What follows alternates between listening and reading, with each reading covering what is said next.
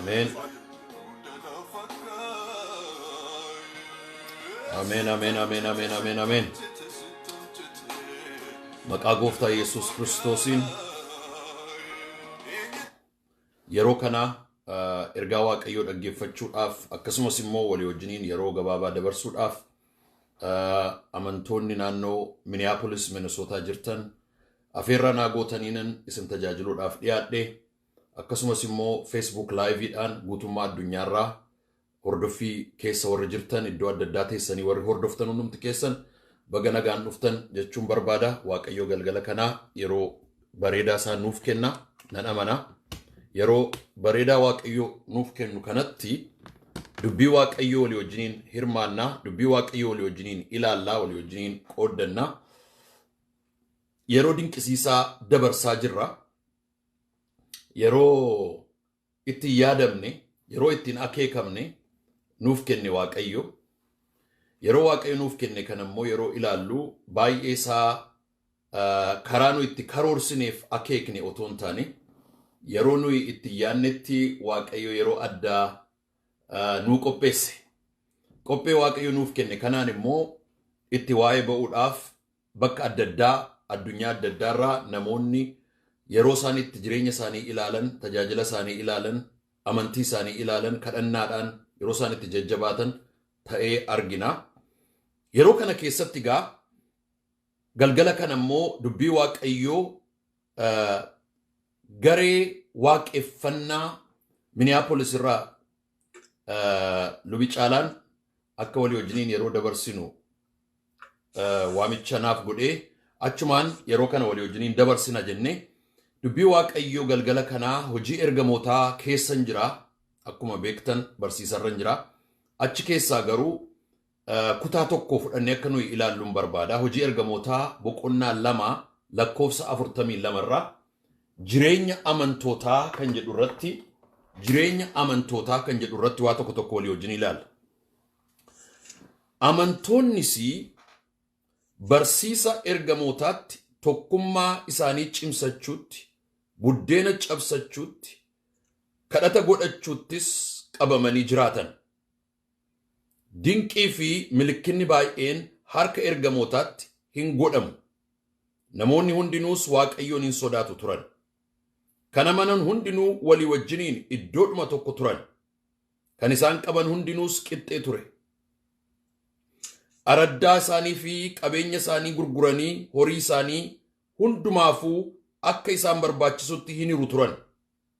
Guyyaa guyyaatti yaada tokkoon mana qulqullummaatti deddeebi'anii manuma mana isaaniitti buddeena cabsatanii gammachuudhaan garaa qulqulluudhaan nyaataa isaanii waliin walii galanii hin nyaatu turan. Isaan waaqayyoon galateeffatan. Saba hundumaa durattis ayyaana argatan. Gooftaanis guyyaa guyyaatti warra fayyan amantootatti hin dabale jedha. Hin kadhanna. Maqaa waaqayyo abbaa kan ilmaa kan hafuura qulqulluu waaqayyo tokko galgala kana dubbii bareedaa, dubbii dinqisiisaa, dubbii jireenya amantootaa ilaalu kana akka walii wajjiniin ilaalluuf, akka irratti kadhannuuf, akka irratti dudubbannuuf carraa kana waan nu laatteef si galateeffanna.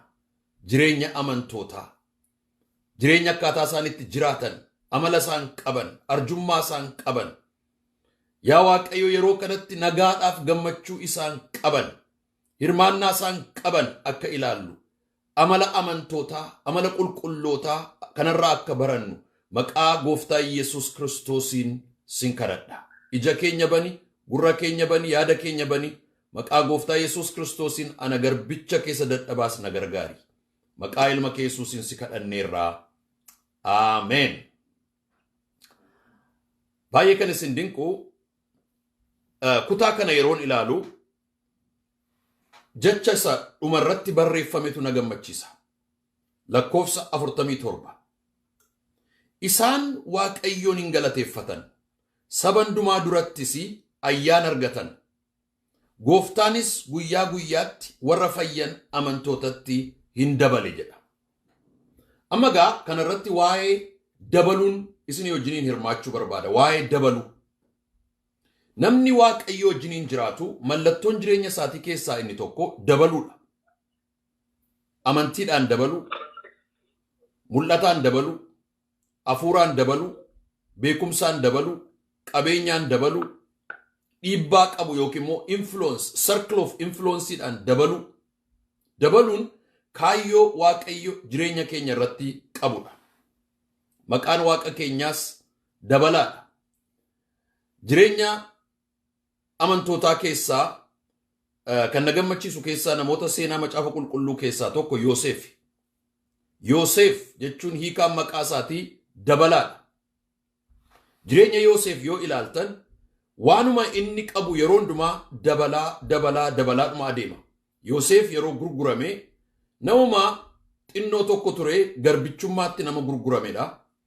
Gabaa garbaa warra Gibxitti erga gurgurame booddee warri Ismaa'eel dhufanii bitatanii Gibxitti gabaatti gaafa baasan Phexufaaraatu gurgure. Phexufaaraatu bitate.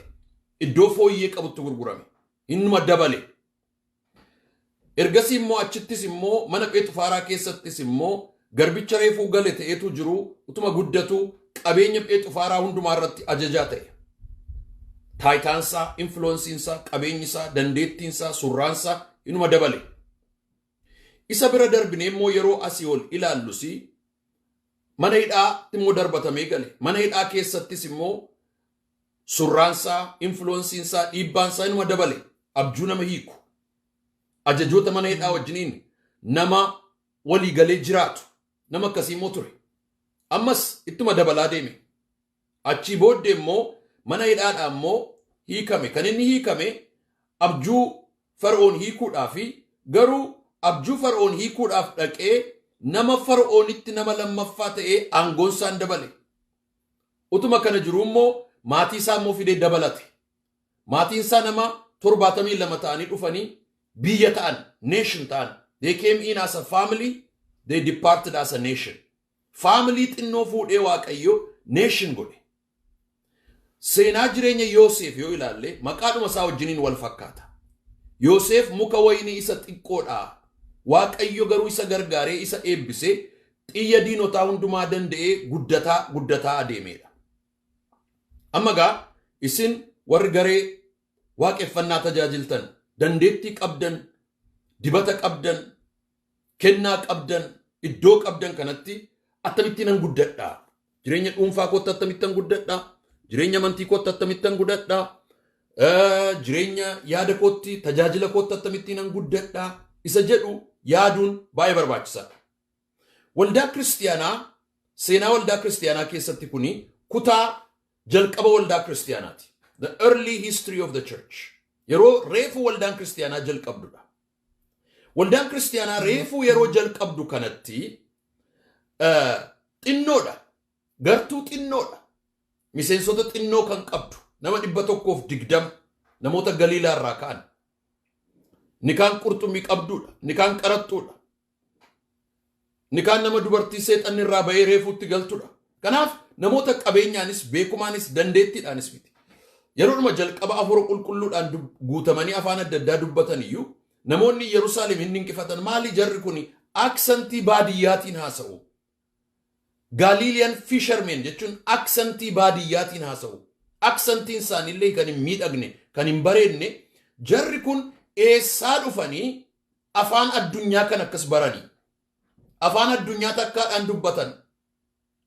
Afaan Eeshiyaa Maayinarii dubbatan, afaan Noorz Afrikaa dubbatan, afaan Arabaa dubbatan, afaan Giriikii dubbatan, afaan Awurooppaa dubbatan.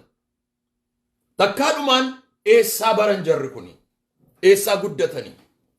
Eessaa akka isaan guddatan yoon isinitti hime kan isaan guddatan mallattoon hafuura qulqulluu guddina. Mallattoon hafuura qulqulluu dabaluudha.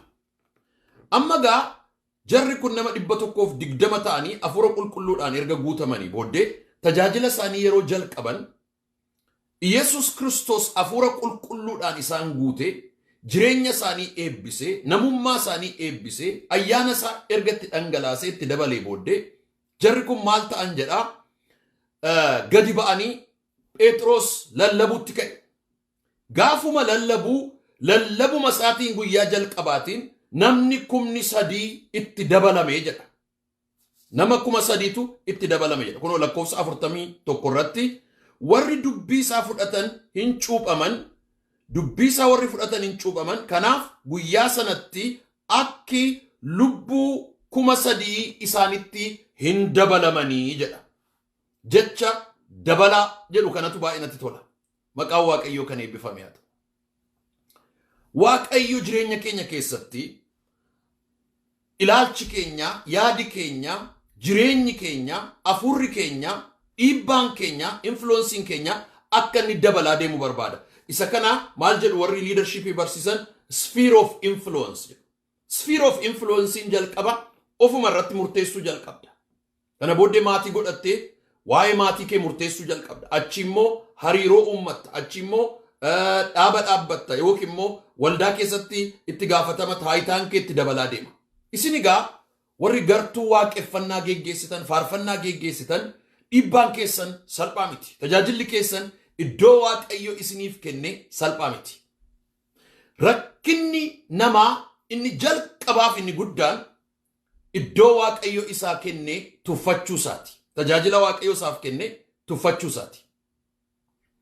Tajaajila Waaqayyo siif kenne hin tuffatin. Iddoo waaqeffannaadhaa gitaara namaa baatta yoo ta'e, maayikiroofoonii namaa qabda yoo ta'e, iddoo tajaajila Waaqayyo siif kenne hin tuffatin. Pirinsipiliin dubbii Waaqayyo inni guddaan maal inni? Namni waan xinnootti amaname waan guddaatti shoomamaadha. Kanaaf inni jalqaba waan xinnoo Waaqayyo nuuf kenne sirriitti qabachuu danda'u keenya. Waan xinnoo Waaqayyo, mana xinnoo Waaqayyo, tajaajila xinnoo Waaqayyo nuuf kenne sirriitti qabachuu danda'u keenya. Sirriitti cimsinee qabachuu danda'u keenya. Maqaan Waaqayyo kan eebbifame haa ta'u. Yoo akkas ta'e egaa macaafa qulqulluu hojii ergamootaa boqonnaa 2 irratti hin dabalamanii jedha. Lakkoofsa 41. Ammas lakkoofsa 47 irrattis hin dabalamanii jedha. Dabalaa adeemuun kun maalirraa dhufe? Ishee kanan xiqqoo isinii wajjiniin hirmaadha. Maalirraa dhufe? Qulqulloonni amantoonni Yerusaalem keessatti nama 120 ta'anii jalqaban kuni gara nama 3,000tti guddatanii isarrayyuu darbanii immoo guyyaa guyyaatti namni itti dabalama tureedha. What are the principle of growing our sphere of influence? The principle of growth. Tajaajilaaf jireenya koo keessatti waanan amaleeffadhe keessaa tokko nama milkaa'ee qorachuudha. Namoota milkaa'an qorachuudha. Namoota milkaa'an, namoota jireenyi isaanii eebbifame, namoota jireenyi isaanii galma ga'e, namoota jireenyi isaanii milkoome qorachuudha. Namoonni baay'een yeroo isaanii baay'ee kan isaan balleessan namoota kufan qorachuu irratti, waa'ee namoota kufanii dhaga'uu irratti. Amma niwusii yoo dhageessan, si'a baay'ee yuutiyuubii yoo dhageessan, niwusii yoo dhageessan, waan addunyaan kun odeessu kana yoo dhageessan waa'ee namoota kufaniiti. Waa'ee namoota kisaaraan irra ga'e, waa'ee namoota hidhamanii, waa'ee namoota du'anii, waa'ee namoota nama hidhanii, waa'ee namoota nama rakkisanii, waa'ee rakkinaa, waa'ee gadadoo, waa'ee negatiiv isa ta'e foonni keenya inni cubbamaaniif inni kufaan isatti attraacted ta'a waan ta'eef waan jireenya keenya irratti value adding goone irratti yeroo keenya dabarsina. Waan jireenya keenya irratti value adding goone irratti. Mee principally gurguddaa 3 duwwaan isiniif kenna. Kanumaan raawwachuu barbaada. Baay'eedhaa garuu 3 kenna. Hojii ergamootaa boqonnaa 2 kanarratti. Amantoonni barsiisa ergamootaatti tokkummaa isaanii cimsachuutti, buddeena cabsachuutti, kadhannaa godhachuutti qabamanii jiraatan jedha. Eessarraa jalqabaa? Inni jalqabaa barsiisa ergamootaa. Inni jalqabaa barumsarraa jalqaba. Sphere of influence keenya guddisuudhaaf, sphere of influence keenya bal'isuudhaaf inni jalqabaa barsiisaaf barnoota waan qabnu sanarratti yeroo keenya dabarfachuudha. Isin warri waaqeffannaa geggeessitan, warri faarfannaa jaallattan, warri muuziqaa dandeessan, warri namoota dadammaqsuu dandeessan, faarfannaa barreessuu warri dandeessan, walaloo warri dandeessan, kanaa warri waaqayyo isin dibe akkamittiin kana guddifachuu dandeessu? Akkamittiin kana guddifachuu dandeessu? Faarfattuu ani jaalladhu, baay'ee dinqifadhu, baay'ee itti eebbifamu tokko faarfattuu biyya Nigeria jirtu tokko Sinach jedhamti. Pastor Chris wajjiniin Christ Ambassador church keessatti tajaajilti. Sinach kana ijoollummaa isheetti argate Pastor Chris. Ijoollummaa isheetti kaate. Ijoollummaa isheetti waaqayyo eebbise. Mee xiqqoo ishee faarfannaa isheen battala lamaaf isin dhageessisa.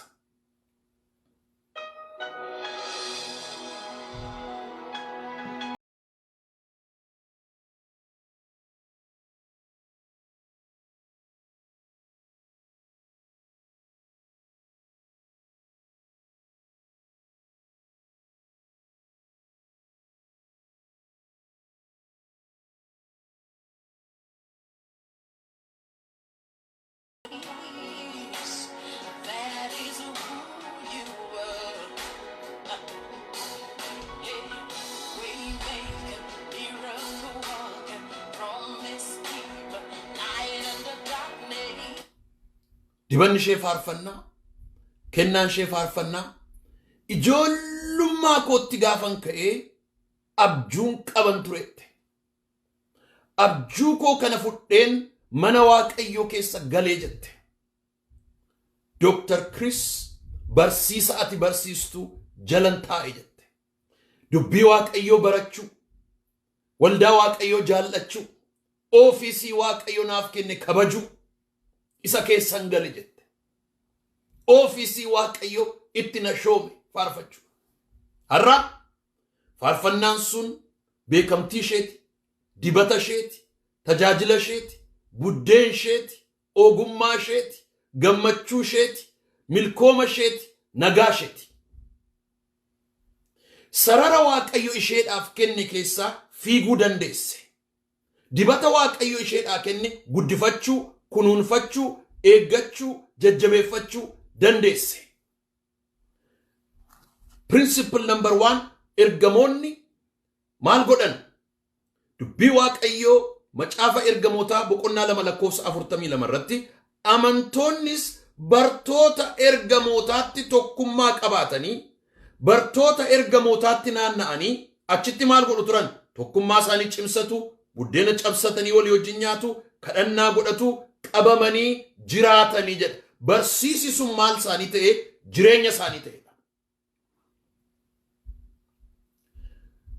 Namoonni dibata guddaa qaban karaa dheeraa kan isaan deemuu dadhabaniif dibanni sun barumsaan waan hin deeggaramneef, beekumsaan waan hin deeggaramneef, qorannaadhaan waan hin deeggaramneef. Isa kana yeroon dubbadhu riisarchii gurguddaa goonee mana barnootaa gallee dooktireetiidhaaf maastireetii guurra jechuu komiti. Dubbiin waaqayyoo soora lubbuu keenyaati, soora dibata keenyaati, soora tajaajila keenyaati, soora imala keenyaati.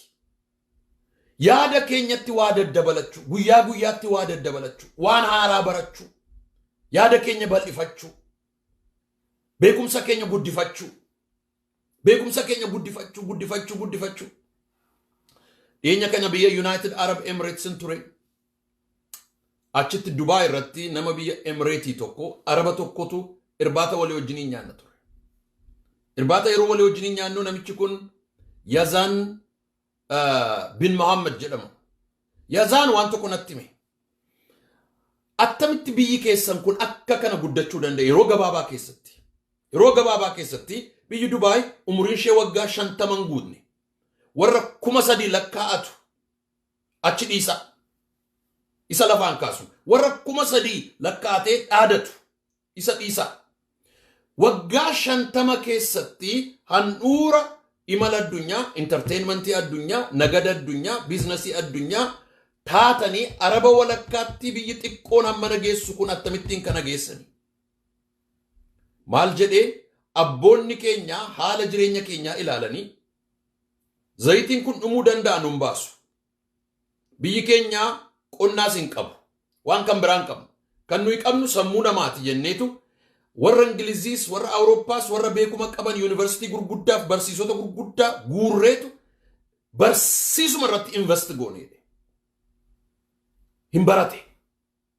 Arraa gurbaan kun baay'ee kan na dinqee Londanitti yuunivarsiitiitti yeroo maastireetii isaa fixee abbaan isaa achitti ergee horii xinnoodhaan hojjetee akka inni baratu godhe. Sooressa yoo ta'e waan xinnoodhaan akka inni hojjetee baratu erga godhe booddee gaafa fixuu yuunivarsiitii sana dhaqee digirii isaa yeroo fudhatu digirii isaa fudhachuu duwwaa miti provoostii yuunivarsiitii sana wajjiniin maal jedhee dubbata? Yuunivarsiitii keessan kana bituun barbaada jedhe. Shooked ta'ee natti aaree naan jedhe. Dhaaf natti aarta. Ittiin nagadanii buufattanii hojjetaa jirtu.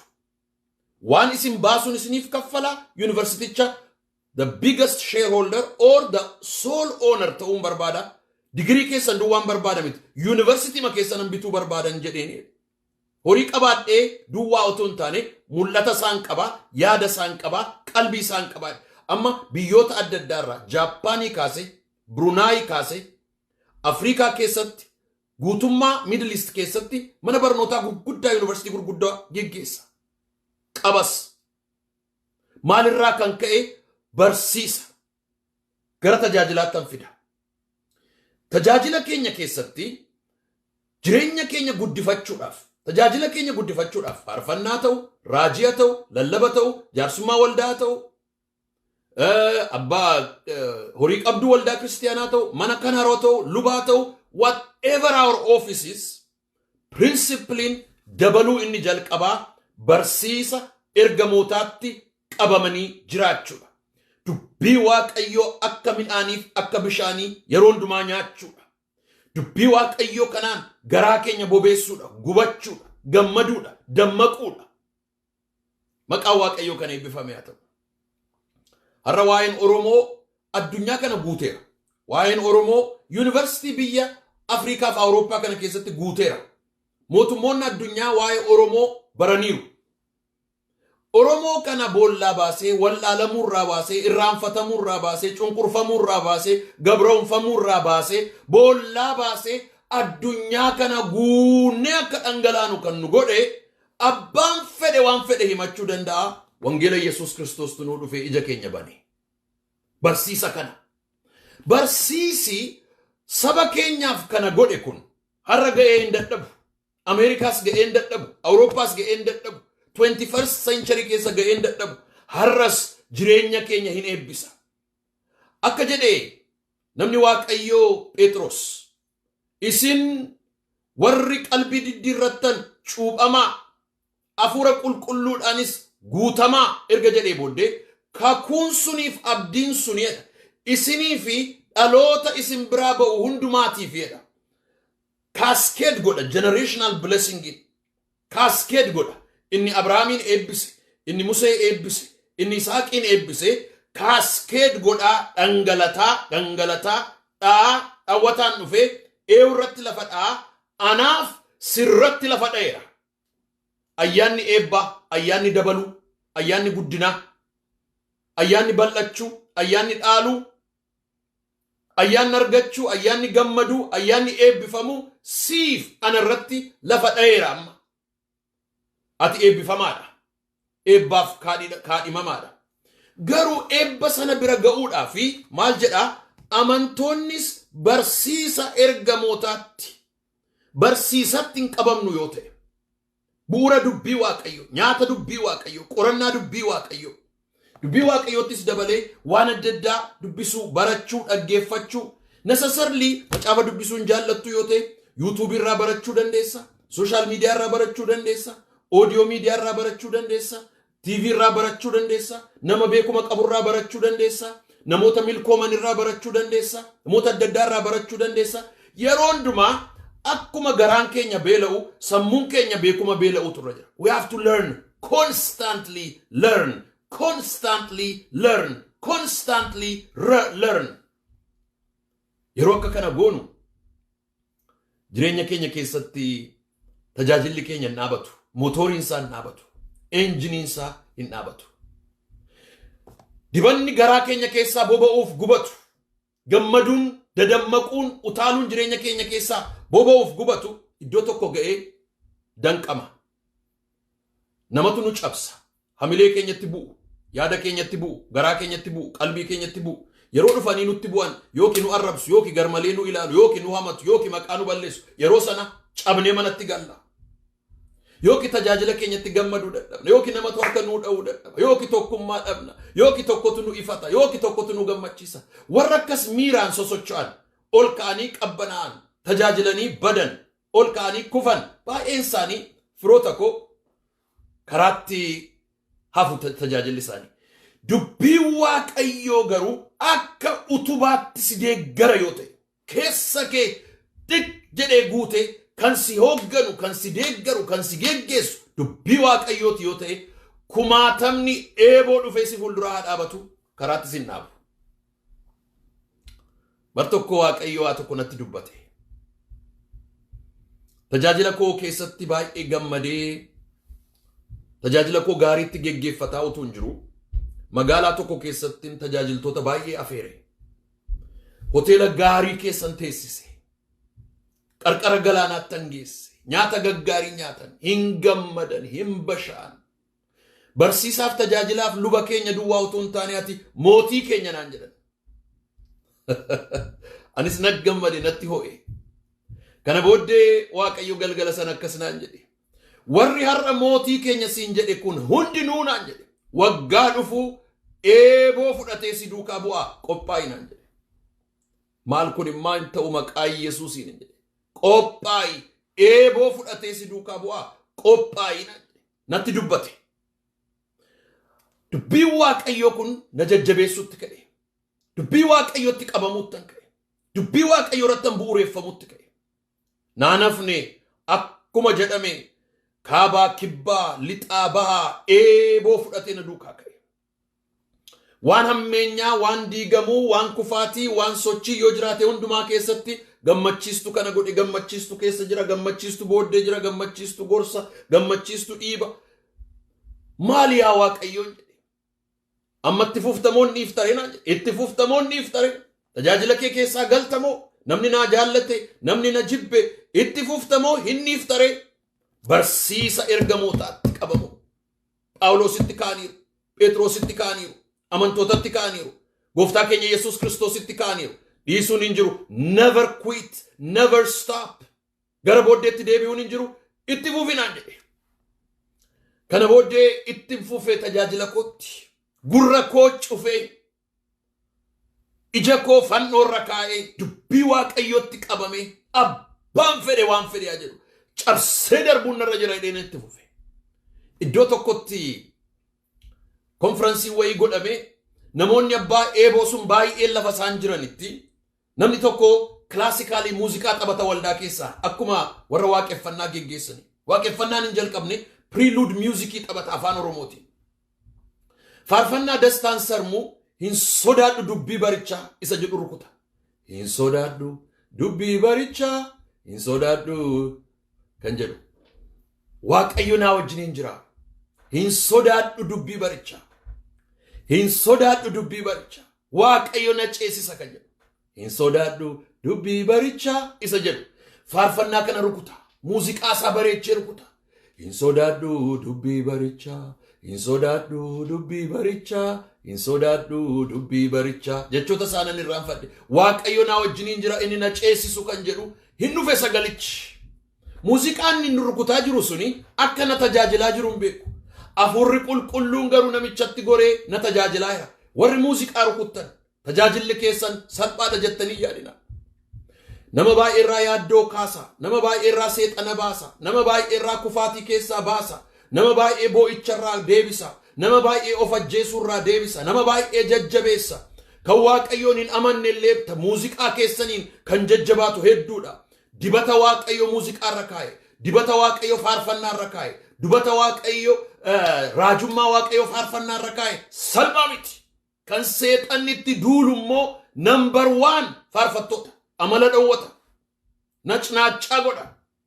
Akka isaan of tuulan, akka isaan of jaallatan, akka isaan of dhiiban, akka isaan of ilaalan, akka isaan of jaallatan, akka isaan of kabajan godha. yeroo faarfannaadhaaf baatu yeroo tajaajilaaf baatu waa'ee kee irraanfadhu.